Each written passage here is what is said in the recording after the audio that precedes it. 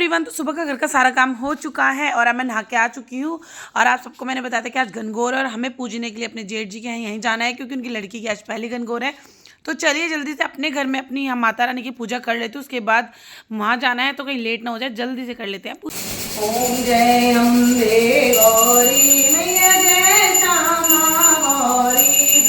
पूजा करने के बाद मैं आ गई हूँ किचन में और मैंने ये ना बैटर बना लिया, आटे और चीनी को घोल लिया है, इसमें साथ में डाल लिया है गोला कस के। और हमारे यहाँ गणगौर के भोग में बनते हैं पूड़े, लेकिन मेरे मायके में बनाया जाता है हलवा। तो भाई अब पूड़े तो मैं जल्दी से बना लूँगी। पूड़े हम सबको बना के ना वहीं लेके जाने हैं जहाँ ताई जी के हम गणगौर पूजेंगे। तो वहाँ पूजने के बाद भोग लगाने के बाद हम इसको बायना निकाल के अपने से बड़े को दे देंगे, जिठानी या ताई चाची किसी को भी दे सकते हैं। तो जल्दी से मैंने पूड़े बना लिए थे। उसके बाद बच्चों को खाने थे पराठे, तो उनके आलू के पराठे की तैयारी भी मैंने साथ साथ ही कर ली थी। पूड़े बनते ही सबसे पहले मैंने बच्चों के लिए पराठे बना दिए थे, और पराठे बनाने में ना थोड़ा सा टाइम ज़्यादा लगता है, तो मुझे बाद में लग रहा था यार मैंने आज रोटी क्यों नहीं बना दी। उसके बाद मैं जल्दी से आ गई हूँ अपने कमरे में तैयार होने के लिए, और दीदी ने मैसेज ग्रुप में डाल दिया कि अब येलो ही साड़ी पहनी है। अब समझ ही नहीं आ रहा येलो मिलेगी या नहीं मिलेगी, कई बार नहीं मिलती है। उसके बाद लीजिए मिल गई है, और अब जल्दी से इसको पहन के हो जाती हूँ तैयार। और अब जब मैं ऊपर आई थी ना, तो मैंने एक दो जनों से फ़ोन करके पूछा, तो सब बोल रहे हैं हम तैयार हैं, हम घर से निकल रहे हैं। मैं बहुत जल्दी जल्दी में तैयार हुई थी आज। उसके बाद मैंने मंगलसूत्र भी पहन लिया और साथ में ले लेती हूँ पीलियाँ, क्योंकि ये बहुत ज़रूरी है कि गणगौर मैया की पूजा में और होली पे जो हम होली पूजने जाते हैं ना, दोनों टाइम पे ना ये पीलिया बहुत ज़रूरी होता है। तो इस पीलिए के बिना तो पूजा नहीं होगी, इसलिए मैंने पीलिया भी ले लिया है। तो चलिए जल्दी से मैं भी तैयार हो गया। अब आप सब लोगों को लेके चलती हूँ ताई जी के घर कि हमने गणगौर कैसे पूजी।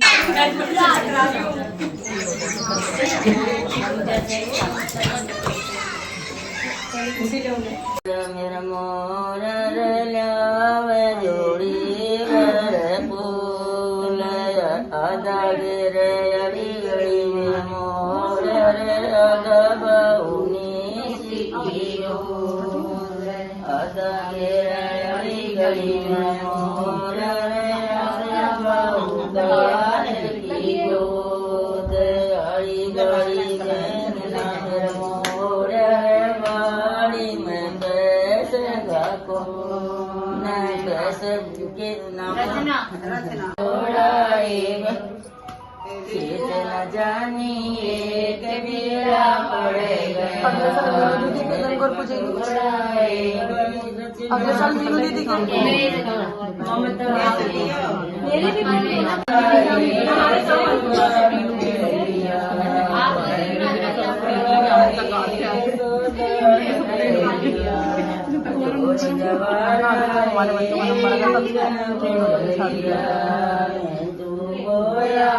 मीनू दीदी करेंगे मनोज। ये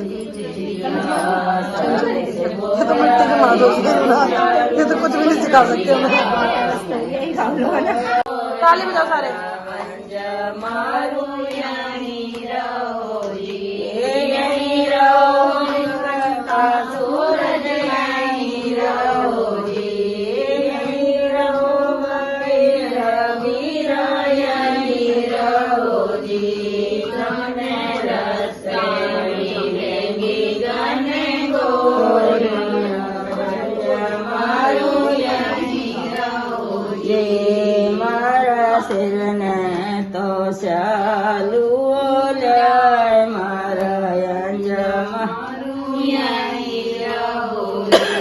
मारे नाते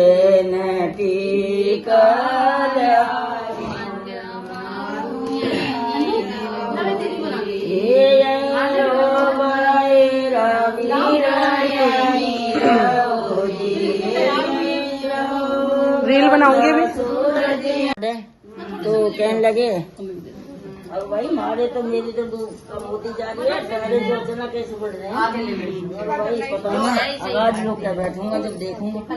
बोले अच्छा लोग क्या बैठ गया आज खोली तो उपाड़ने का आई तो कहने लगे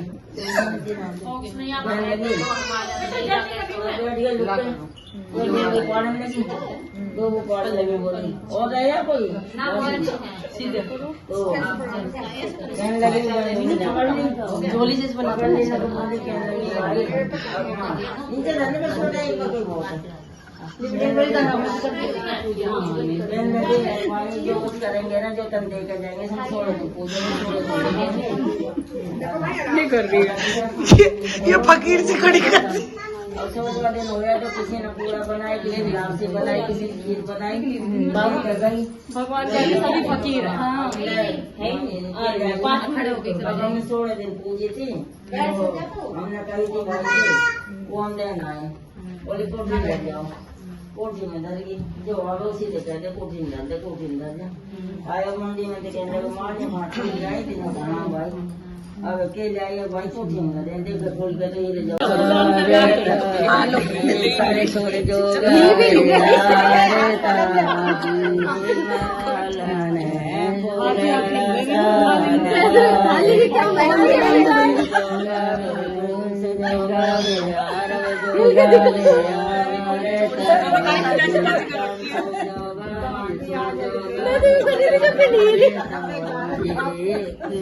सारे जो क्या बनो, सारे जो मेरे मालन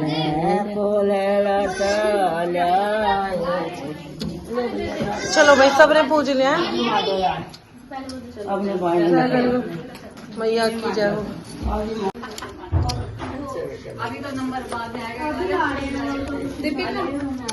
चलो भाई गनगौर जी जिम लो, जिमो जी गनगौर जिमो जी। पानी कहाँ गया? यही 16 बार पिलाना है ना दोनों को? 16 बार या अलग अलग? एक बार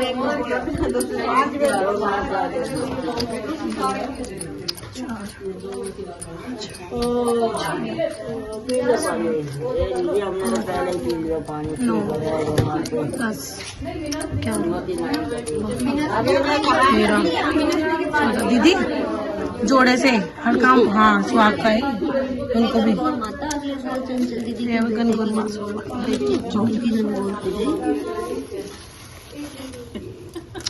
हे गनगौर आओ, कितनी पब्लिक है। अच्छा पब्लिक है, ये पब्लिक है, ये सब जानती है पब्लिक है।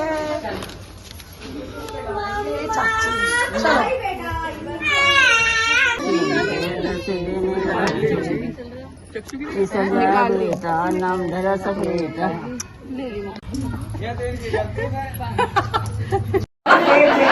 देने के उस पे बड़ी से तो लेना ही है हमेशा। आपको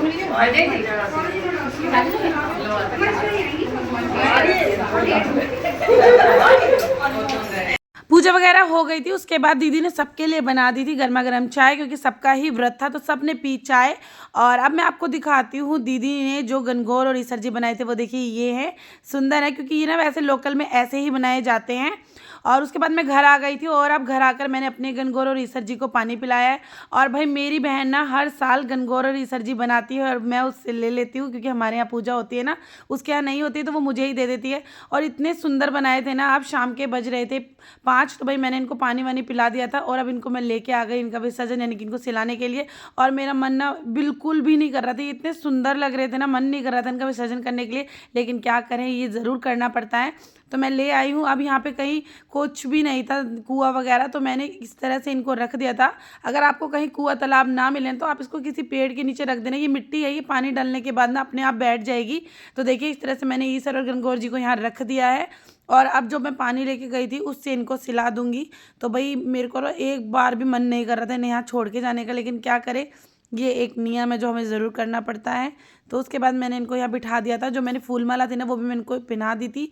उसके बाद इस तरह से पानी डाल के इनका मैंने यहाँ पर कर दिया था विसर्जन। और देखिए जो मेरे साइड में गनगौर और ईसर जी के साइड में ही रखी है ना, ये दीदी ने थोड़ी देर पहले दीदी करके गई थी, तो एक साथ ही नहीं कर पाए क्योंकि हम थोड़ा दूर दूर रहते हैं। तो दीदी करके गई थी, उसके बाद मैंने कर दिया है। ईसर जी और गनगौर का विसर्जन करने के बाद मैं आई थी शीतला माता मंदिर पे, क्योंकि मैं डेली जोत लगाने आती हूँ, तो मैंने कर लिए थे माता रानी के दर्शन। तो आप भी मेरे साथ कर लीजिए माता रानी के दर्शन। माता रानी के एकमात्र दर्शन से ही सारे रोग दोष सब दूर हो जाते हैं। तो लीजिए एक बार आप सब भी जयकारा लगा दीजिए, बोल शीतला माता की जय। उसके बाद मैं गई थी चौगानन माता पे, फिर मैंने वहाँ जोत लगाई थी और उसके बाद मैं गई थी घर। तो नेक्स्ट ब्लॉग में फिर मिलेंगे न्यू गपशप के साथ, तब तक के लिए बाय।